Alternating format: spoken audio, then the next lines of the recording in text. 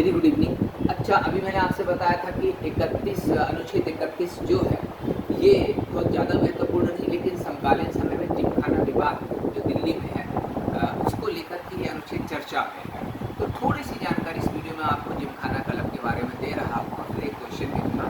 तो जिमखाना क्लब जो है ये करीब 27 एकड़ भूमि में फैला है और ये अंग्रेजों ने बनाया था जब ब्रिटिश जोन बना था दिल्ली में, जब कलकत्ता से दिल्ली राजधानी आई थी। तो जब नई दिल्ली बसी थी तो अंग्रेज अधिकारियों के लिए उनके मनोरंजन के लिए जिमखाना क्लब बनाया गया था। करीब 123 साल पुराना ही माना जाता है। तो इसे चूंकि प्रधानमंत्री आवास के पास है और बहुत ही बहुमूल्य संपत्ति है, करीब 15,000 करोड़ इस समय इसका बाजार मूल्य है। इस पे 48 करोड़ का रेंट बाकी है जो भारत सरकार को लेना है। लैंड एंड डेवलपमेंट डिपार्टमेंट को इनको नोटिस भी दिया गया था कि आप अपना रेंट जमा करें, लेकिन उन्होंने अपना रेंट नहीं जमा किया।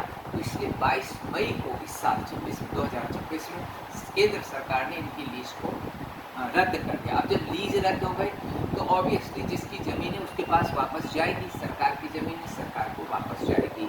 ठीक, मैंने एक कारण बता दिया कि 48 करोड़ रुपये का रेंट बाकी था जो इन्होंने सरकार को पे नहीं किया।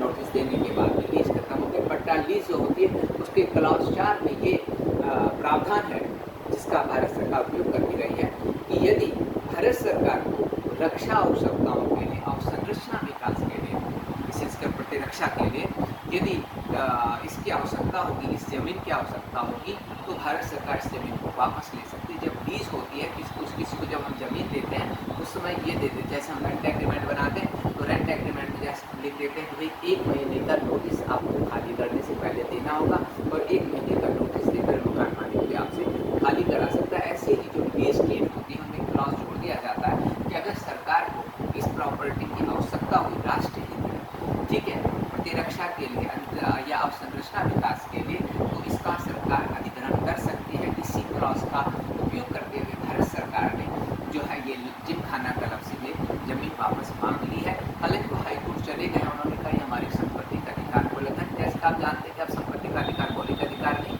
लेकिन अनुच्छेद 300A में ये एक विधिक अधिकार है और इस विधिक अधिकार के तहत सरकार अधिग्रहण केवल एक ड्यू प्रोसेस के माध्यम से कर सकती है। उनको कहीं और जमीन दी जाएगी या उनको बाजार या उनको कुछ भुगतान किया जाएगा, मुआवजा दिया जाएगा। ठीक, तो इससे पहले कि मैं आपसे बात समाप्त करूँ, मैं एक क्वेश्चन आपको दे रहा हूँ। क्वेश्चन ये है कि अनुच्छेद 31 का सबसे बड़ा संवैधानिक महत्व यह है कि इसने भारत के इतिहास को व्यक्तिगत संपत्ति की सुरक्षा से सामूहिक कल्याण की अनुमति देगा।